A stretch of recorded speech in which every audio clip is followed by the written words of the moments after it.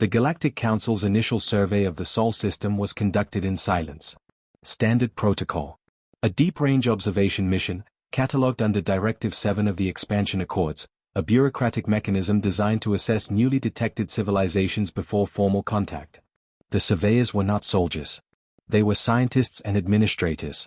What they expected to find was a fragmented, pre-interstellar species, disorganized, geographically siloed, and unlikely to pose any meaningful friction to Council interests in the outer asteroid belt. What they found instead was unexpected enough to delay their report by 11 standard cycles.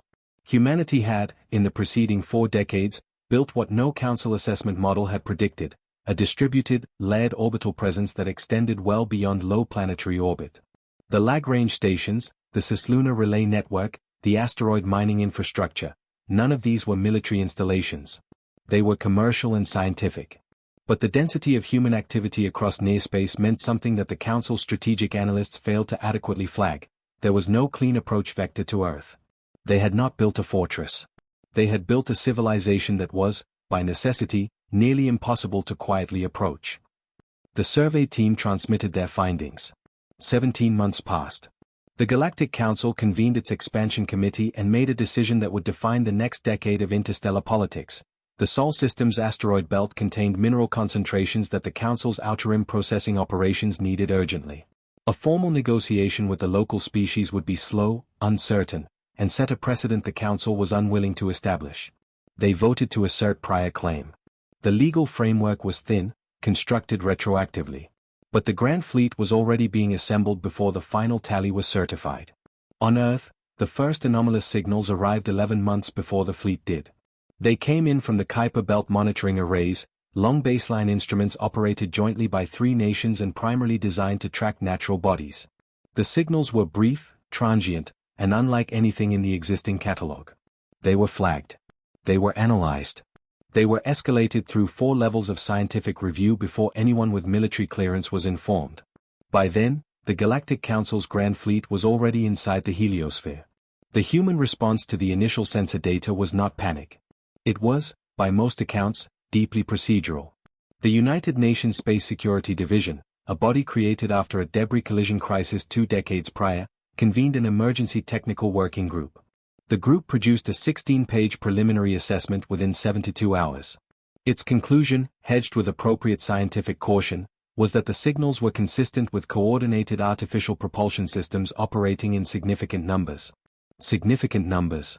The working group estimated between 40 and 200 vessels. The actual number, when the fleet crossed the outer planet's orbital plane, was 5,247.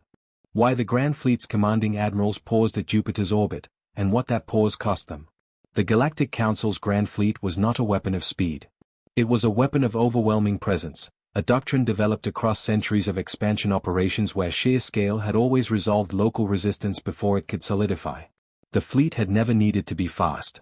It needed only to be visible. Fleet Admiral Varric Solon, commanding from the Dreadnought-class carrier ISV Predominance, executed the approach exactly as doctrine specified. The fleet decelerated at Jupiter's gravitational threshold, formed into its standard 3-tier combat formation, and transmitted the Council's formal claim notice on all standard frequencies. This was the moment, in every previous expansion operation, when local resistance, if any existed, collapsed or capitulated. The human response came back within 9 hours. In 312 languages, simultaneously. Solon's communications officer had to call in 2 additional analysts just to process the volume. They did not ask what we wanted. They asked for the legal basis of our claim. In writing. With citations. What followed was not the rapid military exchange the Council's strategic models had anticipated. It was 6 weeks of tense, heavily encrypted communications, during which the human governments were not, as Solon later reported, negotiating in good faith. They were stalling. Every request for documentation gave their Orbital Defense Command more time. Every counter-transmission was accompanied by a request for clarification that required another response. Inside the fleet, the delay generated friction. The Council's expansion operations were funded on projected timelines. A 6-week pause at Jupiter's orbit was not budgeted. Supply consumption mounted. Crew cycles extended. 3 of the fleet's smaller logistics vessels had to return to the nearest Council way station for resupply, a round trip that would take months. The humans had identified something the Council's analysts had missed. The Grand Fleet was not designed for a siege. It was designed for a demonstration. Earth's Orbital Defense Command used those 6 weeks with a discipline that would later be studied extensively by Council military historians. The cislunar relay stations were quietly converted from passive monitoring to active tracking. 14 commercial mining platforms in the asteroid belt were evacuated and retrofitted, not into weapons, but into sensor arrays that fed continuous positional data on every Council vessel back to a central coordination hub in lunar orbit. The humans were not building an offensive capability. They were building a map. When Fleet Admiral Solon finally concluded that negotiations had reached an impasse, a determination the Council's legal division disputed, but one he made unilaterally, he ordered the fleet to advance toward the inner system. The advance formation consisted of 847 vessels, a standard first-wave configuration designed to establish a presence at Mars orbit before a second wave pushed inward. The first wave crossed the asteroid belt on a Tuesday. Earth's southern hemisphere was experiencing autumn. The advance was tracked, in real time, by 11 separate monitoring systems. Every vessel's trajectory was logged. Every emission signature was catalogued. When the formation reached the inner belt, they flew directly into the most densely instrumented volume of space in the solar system. They didn't know that yet. Earth's defense was not a wall. It was a system, and systems are far harder to break than barriers. The popular conception of Earth's defense during the Council War tends toward the dramatic, orbital battle stations, planetary shields, massive weapon platforms arrayed like sentinels against the dark. The reality was more complicated, less visually spectacular, and considerably more effective. Earth did not have a wall. It had a doctrine. The doctrine, developed in the months between first contact and first engagement, rested on 3 principles that human military planners had spent decades refining in terrestrial contexts: deny the enemy intelligence, force the enemy to react, and make every meter of advance cost more than it was worth. These principles were not new. They were old, drawn from centuries of human conflict, translated into the vocabulary of near-space operations by people who had spent careers thinking about what warfare beyond atmosphere would actually look like. We did not try to stop them from coming. We made the act of coming itself into a weapon against them. The first engagement, what Council records call the incident at Mars approach and what human records simply designate Day 1, was not a battle. It was a demonstration. A single Council scout vessel, detached from the advance formation to conduct close-range survey work, maneuvered within 50,000 kilometers of a cluster of what appeared to be inactive mining platforms. The platforms were not inactive. They were waiting. The scout vessel's propulsion systems were disabled by a precisely timed electromagnetic pulse from a source it never located. The crew was unharmed. The vessel drifted. It broadcast a distress signal. And then, 8 hours later, a human spacecraft, small, unarmed, crewed by 3 people, rendezvoused with the disabled scout, and a voice came across the emergency frequency in accented but comprehensible Council standard. "We have your crew. They are well. We'd like to discuss terms before this goes any further." Fleet Admiral Solon declined. He ordered the advance to continue and dispatched a recovery formation to retrieve the disabled scout. What happened next became the template for the next 14 months of conflict. The recovery formation encountered no resistance. They reached the disabled scout. They began retrieval operations. And then, over the following 72 hours, the formation systems began to experience cascading failures, not from weapons fire, but from the environment itself. Microdebris, too small to track individually but dense enough in aggregate to degrade sensor arrays. Targeted interference on their navigation frequencies. A gravitational anomaly, induced by careful positioning of mass driver platforms the humans had placed weeks earlier, that bent their planned exit trajectory into a longer, more fuel-intensive path. 3 vessels were lost to collision. Not to weapons, to the environment that humanity had, quietly and methodically, rearranged. Solon's second-in-command, Vice Admiral Thesser Oren, filed a report after the first month that became one of the most cited documents in Council military history. Its central observation was stark: they were not fighting a defense force. They were fighting a prepared environment. And prepared environments do not fatigue, do not lose morale, and do not run out of ammunition. They run out of time. But that cuts both ways. The Galactic Council's Grand Fleet came expecting a campaign. What it found was a ledger, and the numbers were wrong from the start. The Galactic Council's expansion operations budget for the Sol System campaign was calculated on a 6-month timeline. Standard occupation doctrine: advance, neutralize resistance, establish administrative presence, begin resource extraction. The economic model showed a positive return within 8 years, accounting for all operational costs including fleet deployment and a modest attrition reserve. The attrition reserve was 3%. By the end of the third month, attrition was running at 11%, and the fleet had not yet reached Mars orbit in sustained force. This is the part of the Council War that tends to get lost in more dramatic accounts. It was, at its core, a resource calculation that went catastrophically wrong. The Council did not lose the campaign because it lacked the firepower to destroy Earth's defense platforms. It lacked the firepower to destroy them at a cost that still left the mission economically viable. There is a difference, and it matters enormously. Every ship we lost was a ship that had to be explained to a budget committee. The humans seemed to understand that before we did. Human Defense Command had, from the beginning, structured their operations around a single strategic objective: make the math work against the Council. Not defeat the fleet militarily. That was never a realistic goal for a species that had possessed spaceflight for less than a century. The goal was to make the fleet's presence in the Sol system more expensive than its projected returns. The tools for achieving this were unglamorous. Delayed activation mines placed along predicted advance corridors. Precisely scheduled debris fields that forced formations to divert and burn additional fuel. Cyber intrusion operations, not against the fleet's weapon systems, but against its logistics software, introducing small calculation errors that accumulated into significant supply shortfalls. These were not the weapons of a civilization that had been preparing for this war. They were the improvised tools of engineers who were very good at understanding systems and very motivated to find their weaknesses.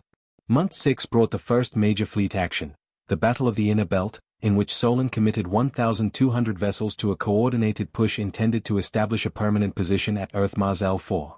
The engagement lasted 9 days. The Council lost 340 vessels, not primarily to direct combat, but to the positional disadvantage of fighting inside a volume of space that humanity had spent years instrumenting and months preparing. Earth's defense forces lost 71 vessels in the same engagement. The asymmetry was not the result of superior human technology. It was the result of the humans knowing, at almost every moment, where every Council vessel was, and the Council knowing, at almost no moment, where the humans' mobile assets were. Solon requested reinforcements after the Inner Belt engagement. The Council's Expansion Committee approved a supplementary deployment of 800 vessels, a number that alarmed the committee's finance division and triggered the first of what would become many internal Council debates about the campaign's viability. The reinforcements arrived in month 9. By then, the fleet had lost another 600 vessels to the accumulated cost of operating in humanity's prepared environment. The Council had sent 5,247 vessels. They had 3,900 remaining, and they had not yet reached sustained Earth orbit. 312 vessels.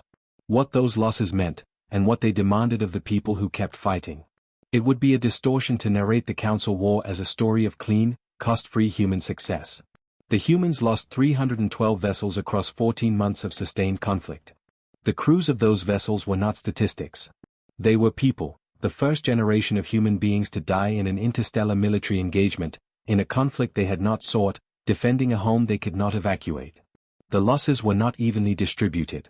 The early months, when doctrine was still being developed and the scope of the fleet was still being understood, were the bloodiest for the defense forces. Several engagements in the first 60 days resulted in complete crew losses when vessels were caught in positions that later tactical refinements would have avoided. The people who died in those engagements died in part because they were learning, in real time, what kind of war this was. They were not heroes in any simple sense. They were people doing an impossible job, getting better at it faster than anyone had a right to expect. The psychological weight on Earth's population during those 14 months is difficult to overstate.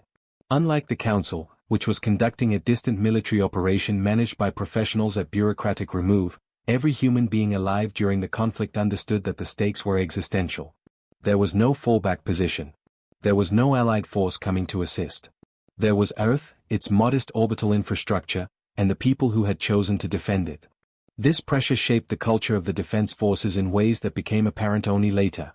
There was very little ceremony, very little celebration of individual acts, not because courage was absent, but because the situation demanded a different relationship to effort. People worked long shifts and then worked longer ones. Innovations were shared immediately across all commands because there was no competitive incentive to hoard them. Problems were solved collectively with an urgency that peacetime organizations rarely achieve. What sustained the defense forces, according to those who served in them, was not ideology or hatred of the enemy. It was something more practical, the accumulated momentum of a problem that needed solving, and the daily evidence that the problem was being solved. Every council vessel that turned back, every advance that stalled, every communication intercept that suggested the fleet's logistical situation was deteriorating, these were data points that fed a collective confidence that was, at its core, grounded. The humans were not confident because they believed they were superior.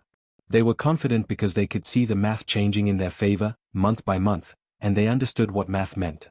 By month 12, the defense forces had established what they called the Perimeter, a maintained exclusion zone that had pushed the Council fleet back to Mars orbit. It was not a static line but a dynamic boundary, constantly monitored, constantly defended. Holding it required continuous effort from every element of the defense infrastructure. But it held. The 312 vessels lost, and the people aboard them, held it. How a military campaign became a political crisis, and why the Grand Fleet never received the order to push through. The Galactic Council was not a monolith. It was a governing body of 47 member species, each with its own economic interests, military contributions, and political constituencies. The Sol campaign had been authorized by a majority coalition, primarily the three species whose mining operations would benefit most directly from access to the asteroid belt. The remaining members had voted with the majority as a matter of political pragmatism, not conviction. By month 10, pragmatism was being reassessed. The campaign's costs had exceeded projections by a factor of 4. The Expansion Committee's initial economic model, the document that had made the campaign seem viable, had been based on assumptions about local resistance that turned out to be wrong in every significant dimension. The model had assumed centralized command, humanity had distributed command, assumed limited technical adaptation, humanity had adapted rapidly, and assumed that the costs of confronting a pre-interstellar species would be manageable. They were not. We had categorized them as pre-spacefaring. We had not asked what pre-spacefaring meant for a species that had been waging wars for 10,000 years. The political fracture within the Council became visible around month 11, when 3 minor member species formally requested a review of the campaign's continuation. They cited the economic projections, the casualty figures, and, crucially, a new legal opinion from the Council's own jurisprudence division questioning the validity of the original prior claim authorization.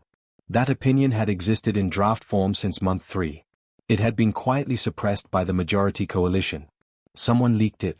Fleet Admiral Solon, receiving this news at the front, reportedly described the Council's political situation in terms that were direct and not flattering to his employers. He had spent 14 months executing a campaign whose strategic assumptions had been wrong from the start, watching his fleet diminish at a rate that any honest analysis should have flagged as unsustainable. He had requested reinforcements 3 times. He had received them once. He had received, in lieu of the second and third requests, political assurances that were worthless in the practical business of holding a formation against an opponent who kept improving. The Council's Expansion Committee convened its formal review in month 13. Fleet Admiral Solon submitted his operational assessment in writing. The campaign could not achieve its original objectives within any economically viable timeline.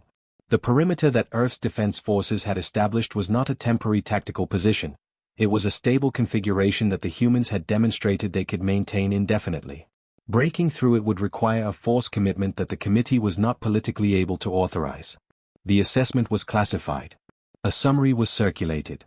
The debate that followed lasted 6 weeks, almost exactly as long as the delay at Jupiter's orbit, 14 months earlier.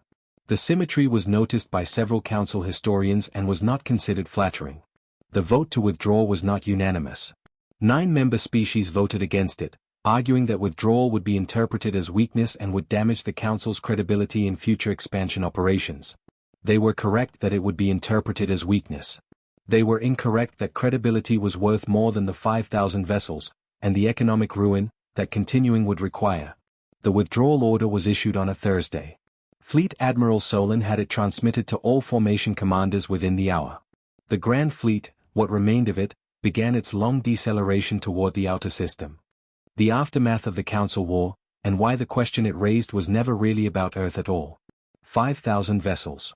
The Galactic Council's Grand Fleet entered the Sol system with 5,247 warships of various classes, the largest military formation assembled under a single operational command in Council history. It departed with 2,847. The difference, 2,400 vessels lost over 14 months, along with their crews and the accumulated logistics cost of maintaining a fleet at that distance and scale, was not the product of a single decisive battle.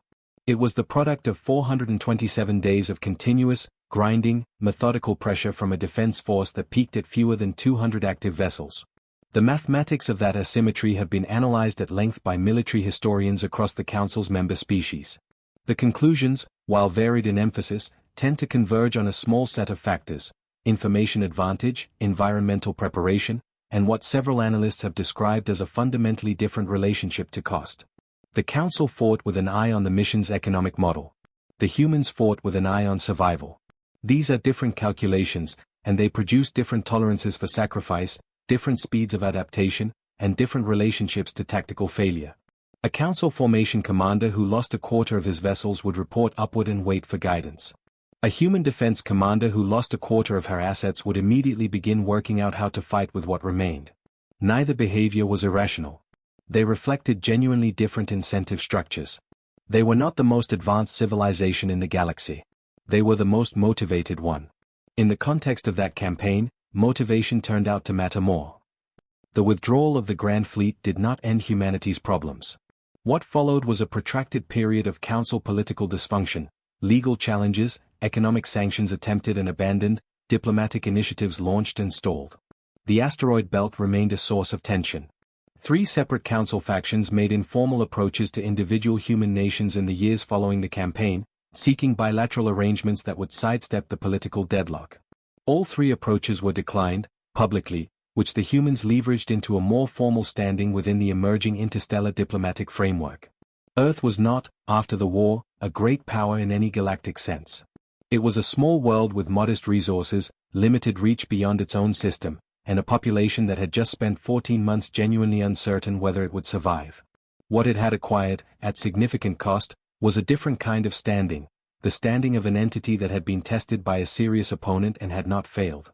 The 5,000 vessels are the headline. They always are. The number is large enough to be striking, and the asymmetry with Earth's losses is dramatic enough to satisfy the human appetite for underdog narratives. But the more significant number, the one that the Council's internal post-campaign assessments returned to repeatedly, is 427. 427 days. That is how long humanity held a perimeter against the largest fleet the Council had ever assembled. Not by being stronger. Not by having better weapons or faster ships or more advanced technology. By being prepared, by being adaptive, by understanding that a fight you can sustain indefinitely is a fight you can win, and by making sure the cost of breaking through you is always, every day, higher than whatever waited on the other side. The Galactic Council's Grand Fleet came to the Sol system expecting a campaign. It found a civilization that had been making things work against difficult odds for a very long time, and that had simply extended that practice into a new domain. There is a word in several human languages for the quality that the Council's analysts failed to model. It does not translate cleanly into Council standard.